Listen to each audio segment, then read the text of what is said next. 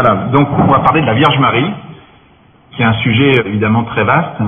C'est difficile de bien parler d'elle, c'est un mystère qui est immense, qui est très élevé bien sûr, multiforme et surtout universel, c'est-à-dire que ça touche toutes les personnes du monde, du passé, du présent, du futur. Donc évidemment on ne peut pas bien en parler, il y a trop de choses à dire, c'est même impossible de vouloir tout dire sur la Vierge Marie. L'association Marie de Nazareth fait depuis 10 ans une petite lettre quotidienne sur internet qui s'appelle Une minute avec Marie, et on n'a pas épuisé le sujet, loin de là. Hein. Donc il y a énormément à dire. Alors aujourd'hui, vous allez attacher vos ceintures parce qu'on va essayer de dire beaucoup de choses quand même, mais ça sera qu'un résumé, une synthèse. Première chose, en préliminaire, on est ici devant la statue de Marie, c'est important parce que il faut qu'elle nous aide déjà, mais une statue de Marie, c'est pas un bibelot, c'est une présence. Dans l'Ancien Testament, on disait qu'il fallait pas représenter Dieu, mais il y a eu un changement avec l'incarnation, il a pris un visage, et à partir de là, même s'il y a eu des discussions dans l'histoire de l'Église, il y a une querelle qu'on appelle l'iconoclaste, ça a été tranché, et les pères du Concile ont dit que l'honneur rendu à l'image remonte à son modèle. C'est-à-dire que une statue, c'est un signe extérieur qui appelle une présence intérieure, et le but, en quelque sorte, c'est de prendre Marie chez soi, comme Joseph et Jean. Je ne sais pas si vous avez remarqué, mais dans l'Évangile, il y a deux moments où les deux grands saints de la Vierge Marie, Saint Joseph, on lui a dit « Ne crains pas de prendre Marie chez toi, ton épouse ». Et puis Jean au pied de la croix, Jésus lui a dit « Voici ta mère ». Et dès cette heure-là, il prit Marie chez lui, dans son intérieur, dit le texte. Et ce mouvement de prendre Marie chez soi, c'est le fondement de la consécration, et on va en parler beaucoup. Dans l'Ancien Testament, l'Arche de l'Alliance, on peut dire que c'était la figure la plus parlante de la Vierge Marie. Pourquoi ? En fait, si vous regardez ce que Dieu a fait avec le peuple d'Israël, il a choisi un peuple, il lui a donné une loi, il lui a donné ensuite une terre, puis une ville, et dans cette ville, il a fait construire un temple, et dans ce temple, il y avait le Saint et le Saint des Saints, où seul le grand prêtre pouvait aller, parce que c'était le lieu de la présence de Dieu, et dans ce Saint des Saints, il y avait l'Arche de l'Alliance, sur laquelle reposait la présence de Dieu. Donc, dans toute la structure de l'Ancien Testament, il y avait un centre qui était cette arche. Et en fait, cette arche, c'est la figure de la Vierge Marie, qui est l'arche de la Nouvelle Alliance, puisque la présence de Dieu est venue en elle. Et si vous remarquez, sur cette arche, il y avait deux chérubins, c'est-à-dire deux anges, qui sont l'image de Joseph et Jean, qui ont veillé sur la première partie et la dernière partie de la vie de Marie. Est-ce que vous savez ce que c'est qu'un chérubin ?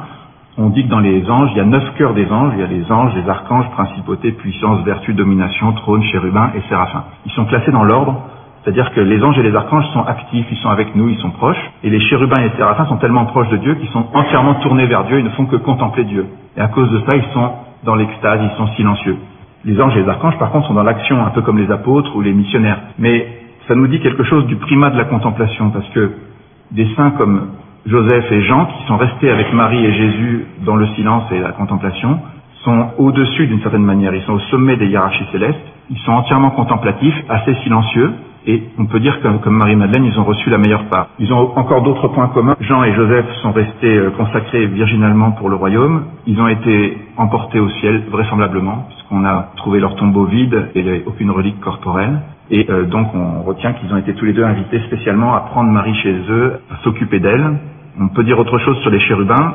Si vous avez remarqué, quand l'homme est chassé du paradis, on dit que 2 chérubins sont chargés de garder le paradis. Or, dans toute la tradition de l'Église, le paradis de Dieu, où il a établi le jardin qui lui est réservé, c'est la Vierge Marie. Et donc Joseph et Jean, on peut leur demander leur aide pour nous ouvrir les portes et nous permettre de contempler la Vierge. Alors, cette phrase qu'on a mis en titre, la victoire viendra par Marie, c'est une phrase de Jean-Paul II. Qu'est-ce qu'il veut dire exactement? De quelle victoire il parle? Avant le 3e millénaire, il a écrit un livre Entrée dans l'espérance pour nous inviter à nous préparer en disant « J'ai appris directement du cardinal Wyszynski que son prédécesseur, le cardinal Lond, avait prononcé avant de mourir ces paroles prophétiques. La victoire, si elle vient, viendra par Marie. » Jean-Paul II avait vécu depuis son enfance la consécration à Marie, il avait une expérience personnelle de la Vierge, mais il constate qu'au niveau de son ministère pastoral en Pologne, au niveau de la nation, il a vu la puissance de la Vierge, et puis, en tant que pape, ensuite, il a eu cette conviction que la victoire, si elle venait, serait remportée par Marie. Le Christ vaincra par Marie, il veut qu'elle soit associée aux victoires de l'Église dans le monde d'aujourd'hui et le monde de demain. Alors, on va donner 2 autres éléments en préambule. D'abord, Grignon de Montfort. Grignon de Montfort est un grand saint français, et cette phrase « Le Christ vaincra par Marie », elle vient de lui. C'est une intuition qu'il a développée longuement.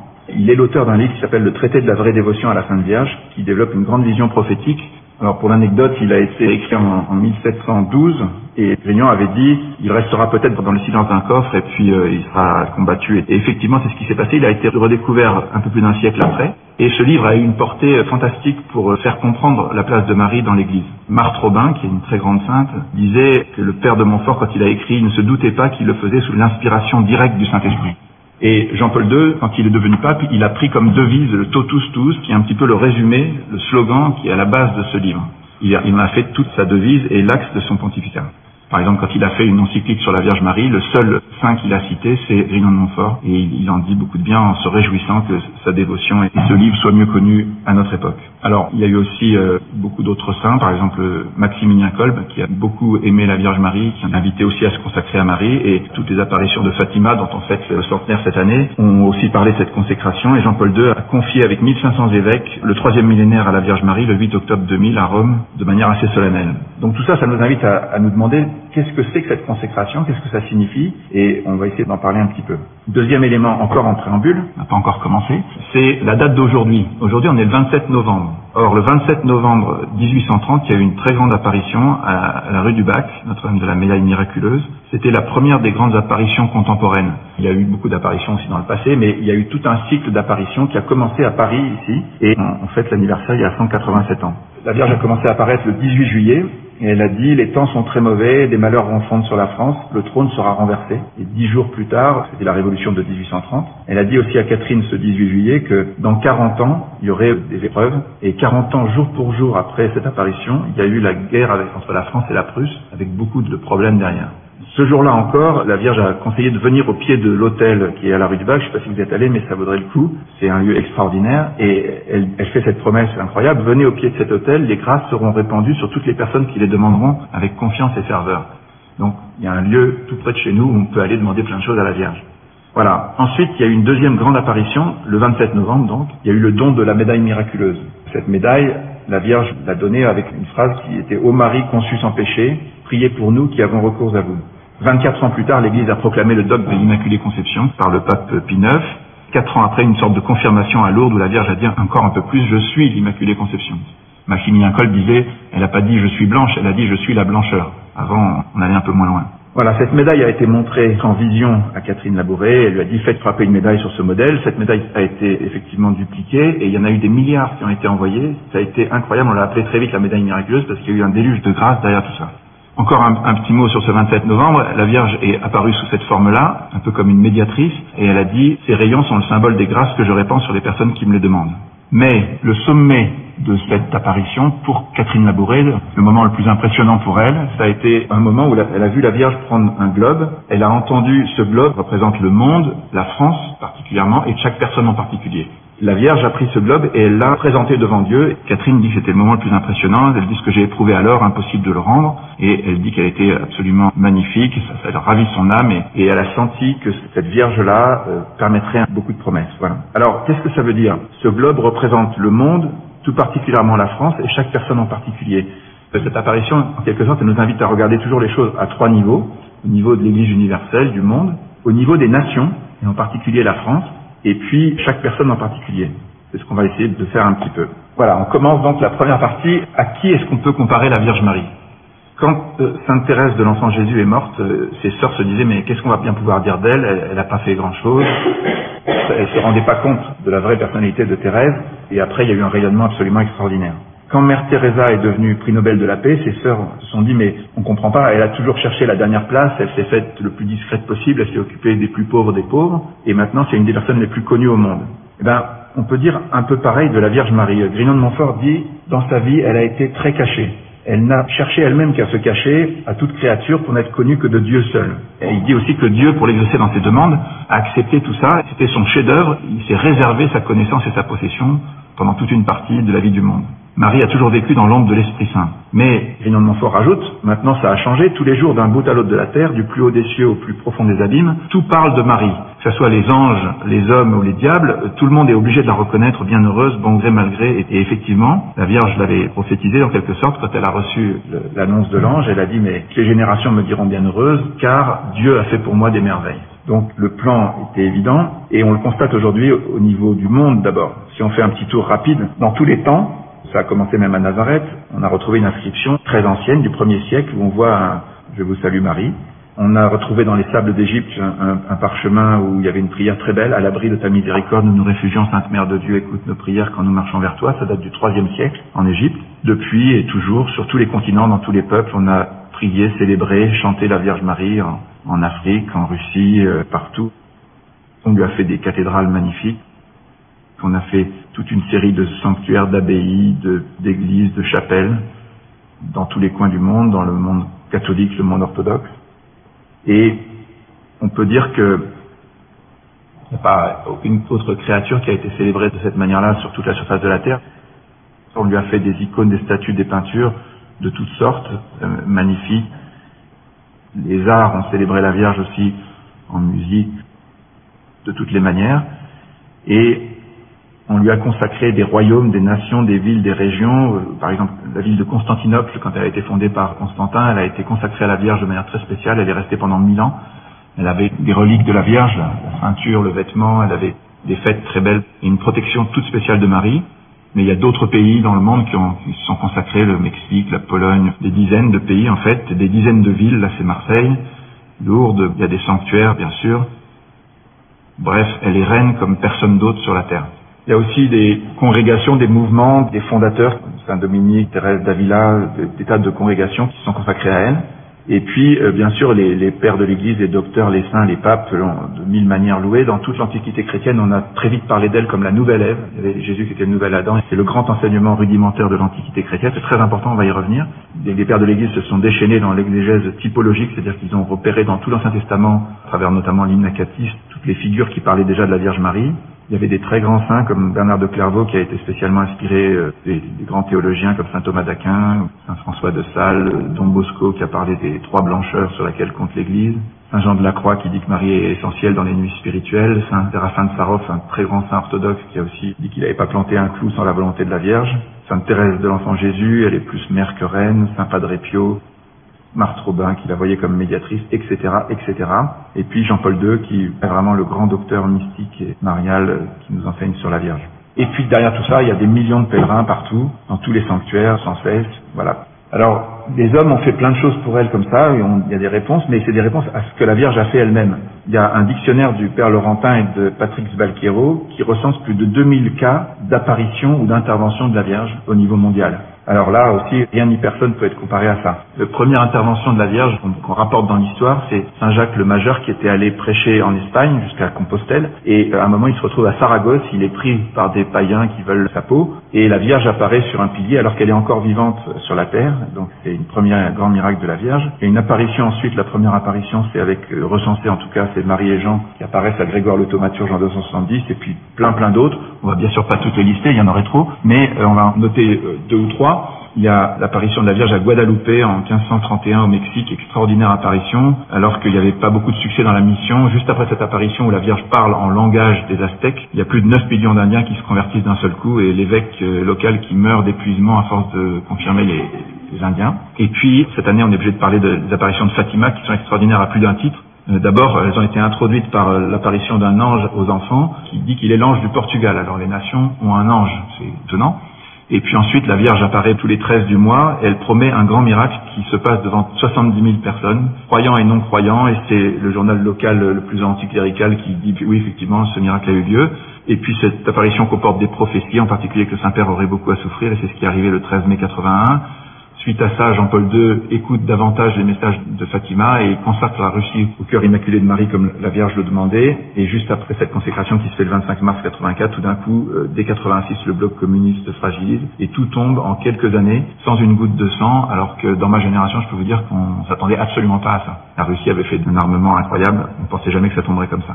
Voilà. Il y a d'autres apparitions de la chrétienté contre l'islam. La première victoire qui arrête l'expansion musulmane, c'est Charles Martel à Poitiers. Ça se passe un samedi. Et il dédie sa victoire à Marie et à Saint-Michel-Archange. Mais l'expansion musulmane continue. Il y a par exemple à Lépante une victoire totalement improbable des chrétiens qui étaient 2 fois moins nombreux sur une victoire maritime. Le pape demande de prier le rosaire, il a une apparition et finalement il y a un miracle, des vents qui soufflent dans le bon sens et tout, et les chrétiens arrivent à s'en sortir. Pareil à Vienne, c'était assez désespéré, on a invoqué le Saint-Nom de Marie et on a contenu pendant quelque temps l'expansion musulmane. Et puis, vous savez qu'il y a des Coptes en Égypte qui sont chrétiens depuis longtemps. Anwar el-Sadat, qui est devenu prix Nobel de la paix, au début c'était un frère musulman, il voulait instaurer la charia en Égypte. Le projet était dans les cartons. Et la Vierge est apparue en 1968 à Zeytoun, dans la banlieue du Caire. Et pendant plusieurs années, elle s'est fait voir à des centaines de milliers de personnes, dont la femme de Anwar el-Sadat, qui a convaincu son mari de renoncer à ce projet. Et après, il est devenu beaucoup plus pacifique, mais ses apparitions sont absolument étonnantes et personne n'en parle en Occident. Voilà. Donc tout ça, c'est au niveau du monde. Maintenant, je voudrais faire une bonne parenthèse sur la France, parce que si vous regardez l'histoire de France, c'est complètement incroyable. L'Association Marie de Nazareth a recensé un petit peu l'histoire chrétienne de la France dans une page qui s'appelle Notre histoire avec Marie, et ça vaut le coup d'aller voir un peu tout ça, mais je vais vous en faire un panorama rapide.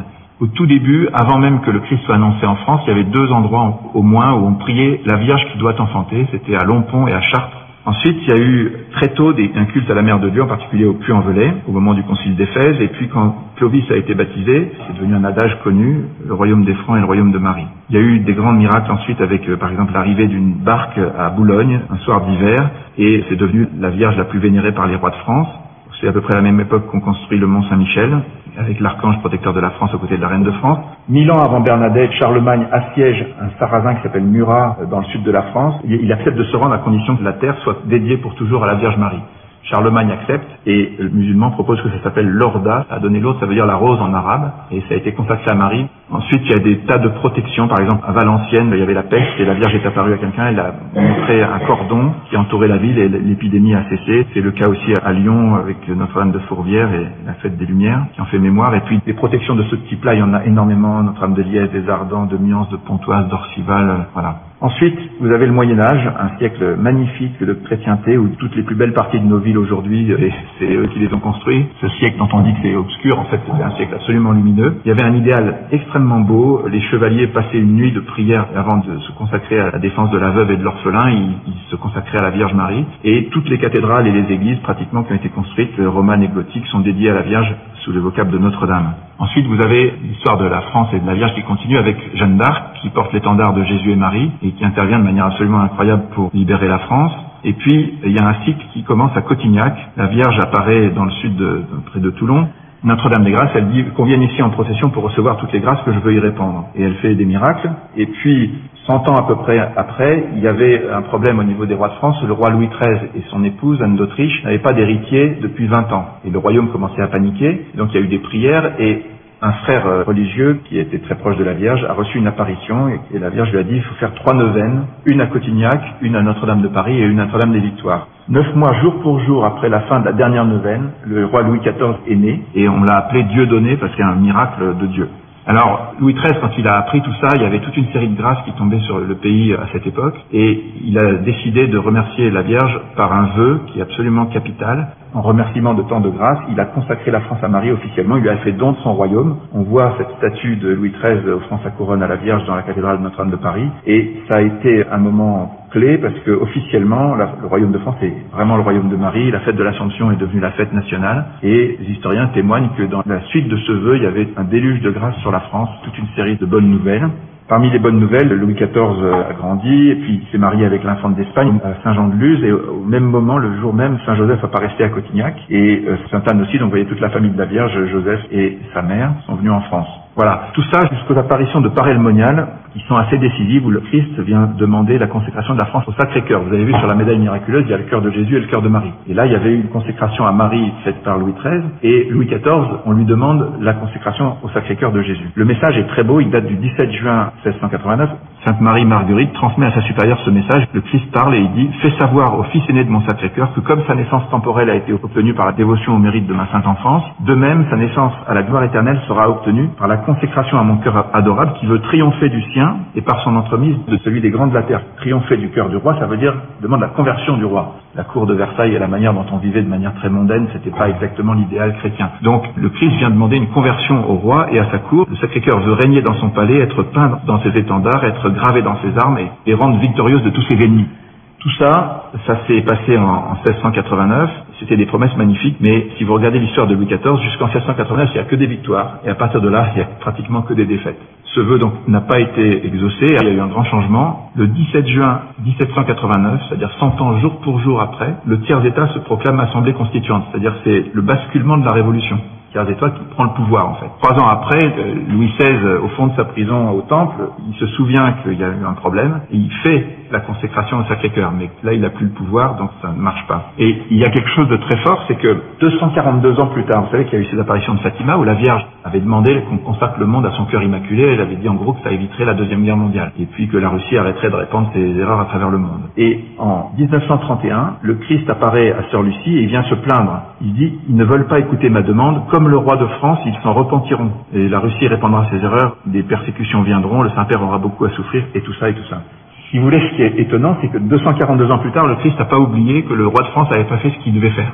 Alors il y a eu des choses, il y a eu en Vendée, on s'est consacré au Sacré-Cœur, les pauvres Vendéens l'ont payé très cher. Il y a eu le père de Foucault, il y a eu plein de choses autour du Sacré-Cœur. En particulier, il y a eu quand même la construction, avec un vœu national en 1870, du Sacré-Cœur de Montmartre, qui était dans la demande de Jésus à Paray-le-Monial. Mais il y a quand même un rendez-vous manqué avec le Sacré-Cœur. On peut se souvenir de ça, et il y a un psaume qui dit « Le plan du Seigneur demeure pour toujours, les projets de son cœur subsistent d'âge en âge ». C'est-à-dire que s'il l'a voulu à un moment, il le veut certainement encore. Voilà. Alors, le 14 novembre 1945, après la Seconde Guerre mondiale, donc le Sacré-Cœur apparaît à Marcel Van, au Vietnam, à l'autre bout du monde, lui donne une prière. Le Christ demande que tous les Français la récitent tous les jours. Cette prière, « Seigneur Jésus, aie compassion de la France », fait que rempli d'amour pour toi, elle contribue à te faire aimer de toutes les nations de la terre. Il demande aux Français de prendre l'engagement d'être fidèles et de travailler à répandre son règne dans tout l'univers. Ça s'est passé 70 ans jour pour jour avant les attentats du Bataclan. Donc reprenons rapidement le cycle après ce rendez-vous manqué avec le Sacré-Cœur. Je pense que c'est un vrai problème, mais par contre il y a une véritable alliance avec la Vierge et la Vierge a voulu le montrer. Il y a eu ces apparitions donc de 1830 dont on a parlé. Après cette apparition, il y a eu des apparitions de La Salette où la Vierge a dit que les temps étaient mauvais, à Lourdes où elle demande la prière et la pénitence et elle fait plus de 3000 guérisons scientifiquement inexplicables, dont certaines sont des miracles reconnus par l'Église. Ensuite, en 1871, elle apparaît à Pontmain, au moment où il y a la guerre et les Allemands avancent, elle arrête les Allemands par la prière des enfants à Laval, avec encore quelque chose d'assez extraordinaire comme protection. Et puis elle apparaît à Pellevoisin, en se plaignant un petit peu, en disant « Et la France, que n'ai-je fait pour elle ?» La réponse n'est pas très forte. Vous voyez, en 36 ans, la Vierge dessine un M sur notre pays, un peu comme celui de la médaille miraculeuse. D'une certaine manière, c'est pour montrer la protection qu'elle a décidé de donner à ce pays. Cette protection, on la constatera en permanence. En 1914, durant la bataille de la Marne, il y a une grande apparition de la Vierge qui arrête les armées allemandes le temps que les Français s'organisent. Et puis, en 1947, il y avait une menace de révolution communiste en France. La Vierge apparaît à l'île Bouchard et elle demande la prière des petits-enfants parce que la France est en grand danger. Des protections contre les guerres, il y en a eu partout, depuis Bouvines, Paris avec Sainte-Geneviève, mais Nantes, Orléans, Cambrai, Bar-le-Duc, Verdun, tout ça. Toutes ces grâces sont incroyables et en 1922, le pape Pie XI proclame Marie patronne principale de France avec un texte magnifique et il dit que Saint Michel Archange, Sainte Jeanne d'Arc et Sainte Thérèse de l'Enfant Jésus sont les patrons secondaires de la France. Donc c'est reconnu au niveau de l'Église maintenant, au niveau politique, la France est vraiment le royaume de Marie. On peut compter là-dessus et c'est très important pour nous. Mais après ce cycle donc d'apparition de la Vierge, il y a un autre cycle qui démarre avec la victoire de Sébastopol où Napoléon III prend les canons russes et il en fait une statue qui s'appelle Notre-Dame de France au Puy-en-Velay. Et puis quelques années plus tard, au début du XXe siècle, les assomptionnistes créent une image de Notre-Dame de France très spéciale avec l'enfant Jésus sur l'épaule. Et ils la placent au sommet de la vieille ville de Jérusalem dans un très gros bâtiment.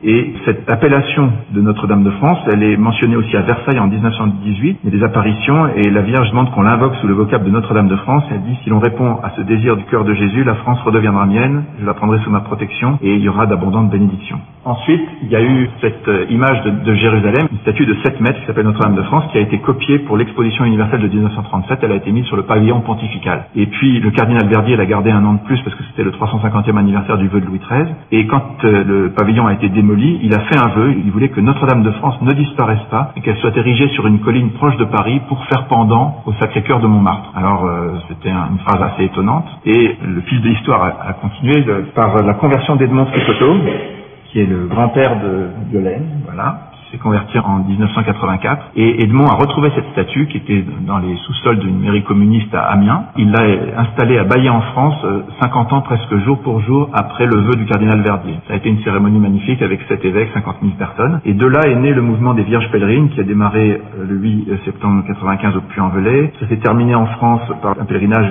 vers Reims avec le 1500e anniversaire du baptême de Clovis que le pape nous avait invité à célébrer. Et puis ensuite, les Vierges pèlerines sont parties dans le monde, bénies par Jean-Paul II le 8 décembre 96 et par le patriarche de Constantinople une semaine après à Istanbul. Donc c'est parti pour 4 années de prières dans 120 pays du monde. Et au cours de ces prières, cette statue de Notre-Dame de France a été diffusée à 12 000 exemplaires. C'est-à-dire qu'il y en avait partout. Et c'est pas la seule, il y a eu des milliers d'autres qui ont été reproduites, mais cette statue a eu une très belle histoire. Voilà un peu tout ce qu'on peut dire sur le lien entre Marie et la France. Mais derrière tout ça, j'ai une grande question, moi, parce que finalement, c'est quand même très curieux. Qu'est-ce que ça représente, la France, pour le ciel? Pourquoi est-ce que la Vierge dit à Lise Bouchard, je viens parce que la France est en grand danger, il faut faire ça pour la France, il faut faire ci pour la... Qu'est-ce que ça veut dire? C'est une question qu'on doit se poser parce que Soloviev, qui est un grand penseur russe, dit une nation n'est pas ce qu'elle comprend d'elle-même dans le temps, mais le projet que Dieu a sur elle dans l'éternité. C'est assez beau comme phrase. Voilà. Qu'est-ce que la France et qu'est-ce qu'on peut faire? Alors les papes répondent un petit peu, il y a toutes sortes de prophéties sur la France, il y en a une très belle de Saint Pie X, qui dit qu'il y aura un retour, que la France se redressera, elle reviendra à sa première vocation, comme Paul donc sur le chemin de Damas, elle rencontrera Dieu et elle se lèvera, elle redeviendra la fille aînée de l'Église, la nation prédestinée, elle repartira. Marthe Robin avait à peu près les mêmes intuitions, elle avait précisé tout ça, elle avait dit, la France va tomber bas, très bas, plus bas que les autres nations, mais elle criera vers Dieu et la Sainte Vierge viendra la relever. Et elle retrouvera sa mission de fille aînée de l'Église. Et donc Marthe Robin a fait une prière, une très belle prière pour la France que je vous invite à lire. Voilà. Et puis au début des Vierges pèlerines, il y avait le père de Monténard qui avait dit la France est une idée de Dieu. Voilà, donc il faut réfléchir sur ce que c'est que la France. Donc on a parlé de Marie dans le monde, Marie au niveau de la France et des nations. Très rapidement, au niveau des prières de chacun, vous savez que à la fois les grands saints, les papes, tout le monde peut prier la Sainte Vierge. Et là, on peut pas raconter les choses parce qu'il y aurait tellement de choses à dire. Vous avez des témoignages partout d'ex-voto, de récits de gens qui ont prié la Vierge et qui ont été exaucés. Si vous n'avez pas commencé, vous pouvez le faire. Vous verrez que ça marche très bien. Bref, conclusion de la première partie, Marie peut être comparée à personne. Alors la question c'est pourquoi? Pourquoi est-ce qu'elle a cette place? Quelle est la place de Marie dans le plan de Dieu? Alors l'Église enseigne des choses. Première chose qu'on peut dire sur Marie, c'est que son titre le plus fondamental, c'est Mère de Dieu, Théotokos. Enfin, Théotokos, ça veut dire Dei Genitrix, c'est celle qui génère Dieu. Mère de Dieu, c'est Mater Theou, mais en gros, on confond les deux notions. C'est le titre fondamental de la Vierge qui a été défini à Éphèse en 431 grâce à Cyril d'Alexandrie et les pères de l'Église. Au-delà de ce titre de Mère de Dieu, il y a 5 vérités dogmatiques sur la Vierge. La première, c'est qu'elle est immaculée, comblée de grâce, qu'elle est toujours vierge avant, pendant et après l'enfantement du Christ, qu'elle est co-rédemptrice, alors le terme n'est peut-être pas le meilleur, elle a une coopération privilégiée à la rédemption, et elle est médiatrice et avocate. Et puis, elle a été assumée corps et âme au ciel, donc l'Assomption et la Dormition de Marie sont un dogme de l'Église catholique. Voilà. Elle a d'autres titres, bien sûr, il y en a beaucoup. On retient en particulier celui de Pie XII, Marie Reine, comme le Christ est roi. Celui de Paul VI, mère de l'Église, elle est mère de Jésus, mais elle est aussi mère de chacun des croyants, et étoile de l'évangélisation de Jean-Paul II. Et puis, l'Église parle aussi beaucoup de ses vertus, qui sont la foi. Toute l'encyclique de Jean-Paul II est sur Marie heureuse telle qui a cru. Bien sûr, l'humilité de Marie qu'on doit imiter, sa pureté, si on peut. L'obéissance qui a sauvé le monde, la prière et l'intériorité de Marie qui conservait et méditait dans son cœur, on doit s'en approcher aussi, sa compassion et sa mortification, et puis au-dessus de tout ça, bien sûr, elle est mère, donc elle est pleine d'amour, de bonté, de tendresse, de patience, de miséricorde, la douceur de Marie, voilà. Mais alors, comment est-ce qu'on va synthétiser tout ça? Qu'est-ce qu'on peut dire de fondamental sur elle? Je crois que la première chose qu'il faut dire sur la Vierge, c'est qu'elle est liée de manière absolument unique à Jésus. Vous savez que dans la foi, vous avez quelques grands mystères. Il y a le mystère de la création du monde, le mystère de l'élection d'Israël, mais vous avez 2 grands mystères fondamentaux qui sont le mystère de l'incarnation et le mystère de la rédemption. Sur le mystère de l'incarnation, elle est toute seule. C'est-à-dire que c'est elle qui, au nom de l'humanité, a dit oui au désir d'incarnation de Dieu. Au nom de toute l'humanité, Marie a dit oui et elle a permis le début de la nouvelle et éternelle alliance. Et le père de Mentière dit Dieu ne s'incarne pas en fraude, je trouve ça très beau. Ça veut dire que le oui de Marie était absolument conscient. Il fallait que le oui de Marie, qui était une femme qui avait une vie mystique incroyable depuis son enfance évidemment, pleine de grâce, immaculée, Marie, quand l'ange lui apparaît, elle comprend très bien qui lui parle, ce qui est en jeu, et même elle ressent intuitivement ce que ça va lui coûter. Pour que le oui soit un vrai oui, il faut que Marie soit consciente. Voilà. Alors, ce moment est évidemment un sommet de l'histoire de l'humanité qui divise le monde en 2. À partir de là, il y a ce qu'il y a avant Jésus-Christ et après Jésus-Christ. Et puis, le credo dit, il a pris chair de la Vierge Marie. C'est-à-dire que sa chair vient de la chair de Marie matériellement. Les pères de l'Église disaient qu'aucun fils n'a autant ressemblé à sa mère parce que l'Esprit Saint n'a pas d'atavisme.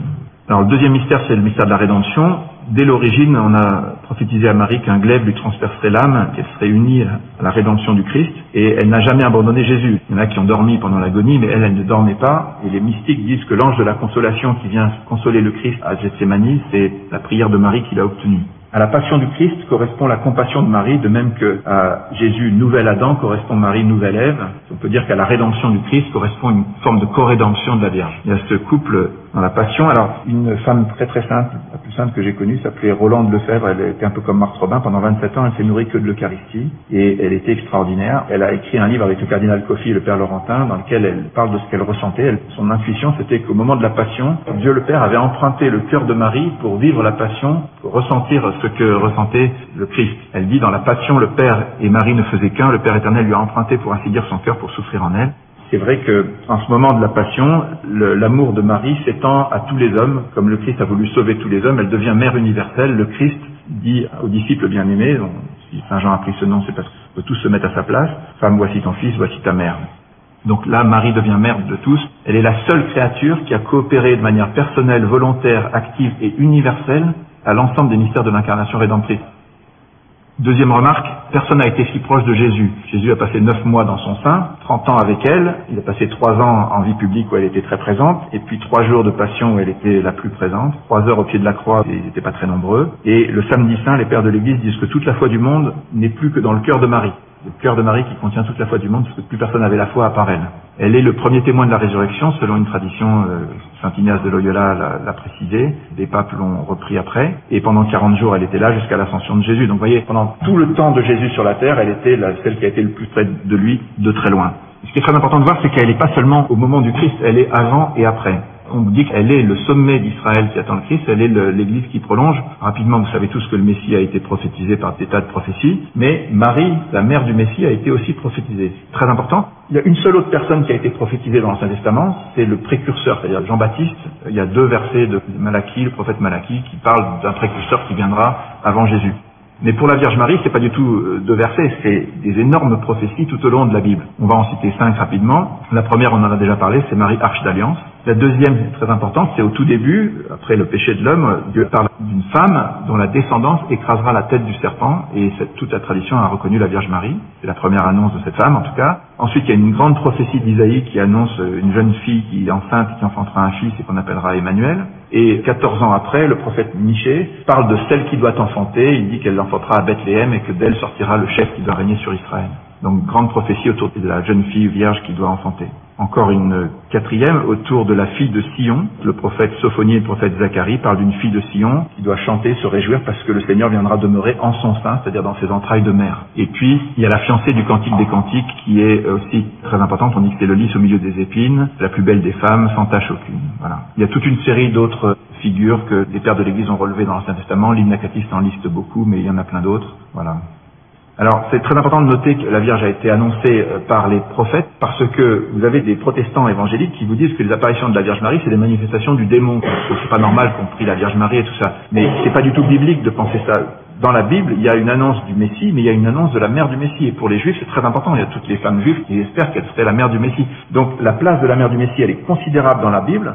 Et ne pas lui donner une place dans la vie de l'Église, c'est une erreur biblique, on va dire. Voilà. Marie est donc le sommet d'Israël. Il y avait une attente très forte du Messie au temps du Christ, parce qu'il y avait les prophéties de Daniel, des 70 septénaires et des 4 royaumes qui précisaient même la date de la venue du Messie. Donc au temps de Jésus, on attendait spécialement le Messie. Et Marie a été éduquée comme ça par sa mère d'abord, et ensuite elle est partie au temple. Très important qu'elle soit allée au temple, c'est célébré par toutes les églises apostoliques dans leur liturgie. Ça veut dire que Marie, au temple, au cœur d'Israël, recueille toute la tradition d'Israël.